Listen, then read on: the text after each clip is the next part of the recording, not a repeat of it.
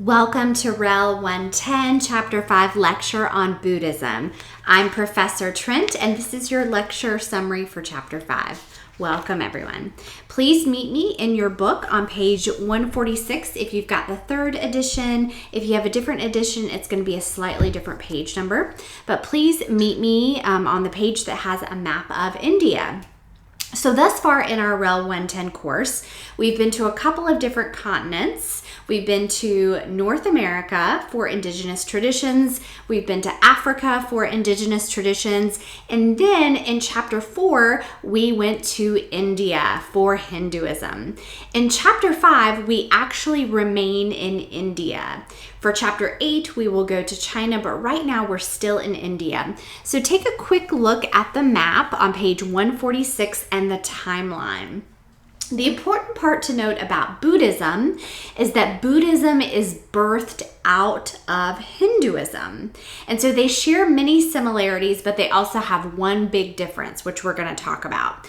And here's why Buddhism was birthed out of Hinduism.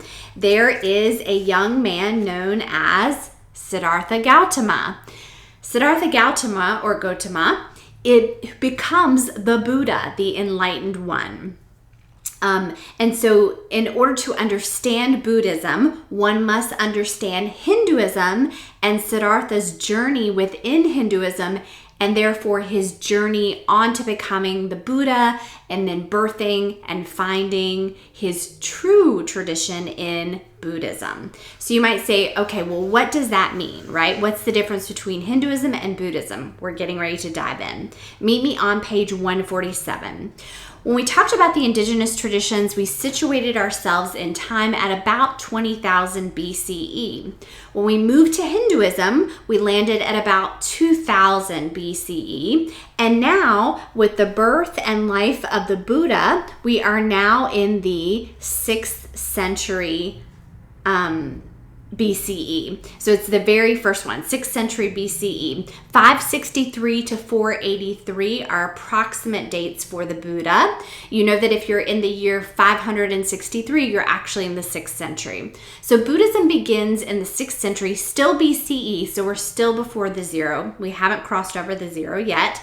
And Siddhartha was a young prince living in a palace, and if you watch the crash course video and you watch the School of Life video, you got a great bio on his entire life, what happened, how he discovered suffering when he left the palace, and why and how that impacted him. If you have no idea what I'm talking about, make sure you go back and reread the section on Siddhartha and watch those two videos, Crash Course and School of Life, to ensure you've got a good grasp on who the Buddha is or who Siddhartha becomes. So let's talk about Siddhartha. Siddhartha was raised in Hinduism. You know the bio of what happens, but then the question becomes, how does he make the transition from Hinduism, which you know about, to this new school of thought called Buddhism? And what is Buddhism from our three academic point of view? So if we're looking at religion in a box, 3 questions, 3 categories: ultimate reality, way of life, and ultimate purpose. Buddhism quite possibly has the most simple explanation for each of these categories. Simple as in straightforward. They are still complex, but Buddhists love numbers, they love lists, and it's very straightforward and accessible to any and all. Like Hinduism, Buddhism is very inclusive. Buddhism is a journey, a practice, and anyone could engage in Buddhist practices, and that will make more sense in just a moment. But first, let's talk about the ultimate reality. So what did the Buddha teach when he became the enlightened one about where we come from? Now, remember, he was raised as a Hindu. And so he knew all about Brahman, he knew about personalized deity worship, through Vishnu. He would have known about monism and dualism. But the Buddha, in effect, says that people, humans, no longer need God in order to achieve the ultimate purpose. This is called transtheism. This is in chapter 1 of your book. You've also heard it in this video, and I expect to see it on a quiz. Transtheism. Transtheism in chapter 1 is explained very well, but let me just mention it here. It means that humans have moved beyond the need for God for achieving the ultimate purpose. It does not mean that a transtheist does not believe in the existence of God at one time or currently. It merely means that humans' ultimate purpose is not completely reliant upon God. All right, so the Buddha arrives at that in terms of ultimate purpose. But let's talk about ultimate reality. So the Buddha, being raised a Hindu, believes in a deity, right? Or believed, I should put it in past tense, but then ultimately realizes that perhaps this is an archaic view of how the world was formed and where we came from. And so the Buddha instead lands on something called the Dharma. The Dharma in Buddhism becomes the ultimate reality. And Dharma in Hinduism means duty. Dharma in Buddhism means teaching. So for the Buddha, the ultimate reality is the teaching itself. It's not the Buddha, it's not God, it's the teaching. This is a major point of confusion with students because many students think the Buddha himself was God. He was not. He was not God. Instead, the ultimate reality in Buddhism is the teaching itself. Meet me on page 151. So you might say, okay, well, what is the teaching? What is the Dharma? The Dharma is made up of something called the 3 marks of existence, 3 core teachings that comprise the ultimate reality. They are impermanence, suffering, and no self. Impermanence, suffering, and no self. Impermanence meaning nothing is permanent, everything changes all the time. Suffering, dukkha is the word for suffering. You've seen that in your textbook. And no self. Now here's the tricky part. In Hinduism, we have Atman, the self, right? It's the self that reincarnates, the soul that reincarnates.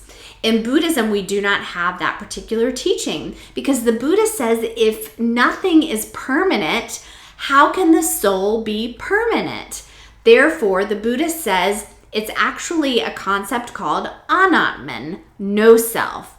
Anatman is the opposite of Atman. So Atman, soul or self in Hinduism, Anatman, no soul or no self in Buddhism.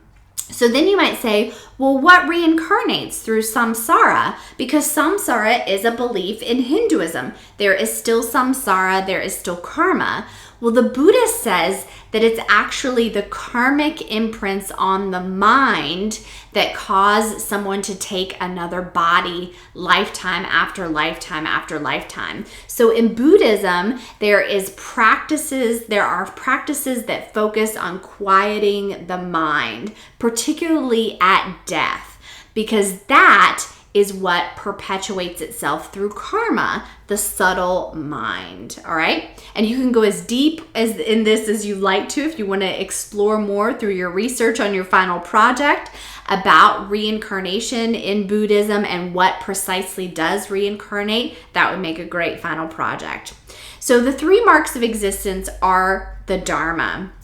Part of the Dharma is dukkha, and you learned about dukkha on page 152 through the 4 Noble Truths. The 4 Noble Truths are all about dukkha. They completely correspond with the sights that Siddhartha, the Buddha, sees when he leaves the palace. Suffering is completely a part of everyday life. But Siddhartha didn't know that when he was isolated in the palace. It wasn't until he left that he realized that suffering was everywhere. Because he had been carefully sheltered by his family, they purposely tried to keep suffering from him. When he leaves, he realizes that you cannot escape suffering. In fact, here's the Four Noble Truths at the bottom of 152. Suffering is inherent in life. The cause of suffering is desire. There is a way to put an end to suffering. That way is the Eightfold Path. So those are the Four Noble Truths that make up part of the Dharma on dukkha, suffering. And they lead directly into the way of life, which is called the Eightfold Path. All right? Before we get to the way of life and the Eightfold Path, let's back up just a little bit to number 2. The cause of suffering is desire. This is number 2 in the Four Noble Truths. What does that mean? Okay, so let's think about this. You want chocolate cake, all right? You see chocolate cake on the table. There's an entire chocolate cake. You have a desire for that chocolate cake. But instead of eating one piece of chocolate cake, you eat the whole chocolate cake. What happens an hour, 2 hours, 3 hours later? You get a tummy ache, right? Or you get a sugar rush and then you feel really tired and your body hurts, right? So the Buddha talked about this desiring for things and stuff and satisfaction causes suffering because the satisfaction that we receive from eating the cake is temporary. Nothing is permanent. Therefore, desire causes suffering. Think of some other examples of how this might apply in your life and leave some of those examples in the comments below to let me know that you got this far in the video. All right, Eightfold Path, page 153, okay? The Eightfold Path is a guide, okay? In Buddhism, everything is accessible and it's very straightforward. So the Buddha says, yes, there's suffering. Suffering is caused by desire, but here's what you do about it. Here's 8 things you can do. So right view, right intention, speech, action, livelihood, effort, mindfulness, and concentration. These are often translated different ways, but your book does a great job of explaining what they are. Note that by right, they don't mean like right or left or conservative or progressive. A word that you could substitute for right would be wise. Wise view, wise intention, wise speech, okay? If that helps you sort of think of it in a different way. The idea about this is the middle way. It's balance, right? Getting the right intention, the right speech, the right livelihood, the right effort, wise choices so that I'm no longer craving the chocolate cake and eating the whole thing. I'm eating instead maybe just like a half a slice or a sliver, just a tiny bit. I'm not completely depriving myself, but I'm not overindulging myself. I'm choosing just the right amount for a little bit of temporary satisfaction. Because let's be clear, the Buddha was very clear that one should not go into total depravity. Remember, he tried that when he left the palace and became a monastic. He tried not eating, he tried not drinking, he tried meditating 24/7, and all it did was get him sick. And so he determined that instead of living in a palace or instead of starving himself, the right, wise way was the middle path. In other words, everything in moderation. So the Eightfold Path is about moderating and balancing our lives. And if you read about it, both in the book and read my visuals, it makes a lot of sense, right? And so the Buddha said this was the way to achieve the ultimate purpose. And in Buddhism, the ultimate purpose is nirvana, not the band. Some of you are way too young to understand that reference, but it's important to note nirvana meaning extinguishing the flame of desire. That's the literal translation of nirvana, extinguishing the flame of desire. Once you have extinguished the flame of desire, you have liberated your mind from the cycle of samsara, death and rebirth. Now you might ask me, Well, can you achieve nirvana here, like on earth, temporarily? Is it temporary or is it permanent? The answer is yes and yes, okay? So one could achieve nirvana during meditation. In fact, the Buddha did. He did achieve nirvana and enlightenment, but he had a desire to teach and tell others about it. So as soon as he had the desire to teach and tell others, he came back into consciousness and went out and gathered students to teach about what he realized. So yes, you can achieve nirvana. You can achieve it in a temporary state. And parinirvana, and I'll have to find the page number, is the final entry into nirvana. And students always ask me, well, if nothing is permanent in Buddhism, is parinirvana permanent? And the answer is maybe not, right? We don't exactly get a lot of memos back from the afterlife, the other world. So no one is completely sure, right? But the idea is that it's a final entry into nirvana. And in Buddhism, there are various stages of afterlife, and I won't get into it because it's pretty complex and advanced. But the thing that you need to know is that the Buddha's goal was to help people get relief from suffering. And in order to do that, they should use the Eightfold Path to relieve themselves from desire. And once they extinguished the flame of desire, they achieve nirvana. And when his students asked him, well, what is nirvana like? Is it nothingness? Is it heaven? What is it like? He refused to explain it in detail because he didn't want them to be attached to nirvana. He didn't want them to desire nirvana because then it would cause suffering when they didn't achieve it. So we don't exactly know what it looks like or feels like, but there are monastics who say that they have had glimpses of nirvana during meditation practice, which makes sense, right? Where you have a moment of deep meditation where you feel free of desire and therefore free of suffering. All right, friends, so on page 188, we've got your conclusion, ultimate reality, way of life, ultimate purpose. Be sure to read those for a good recap. Your glossary, I'm going to shout out some words for you to write down for your quiz and your midterm. Anatman, no self. The Buddha, of course, the enlightened one. Dharma, teaching. Dukkha, suffering. Four Noble Truths. Impermanence.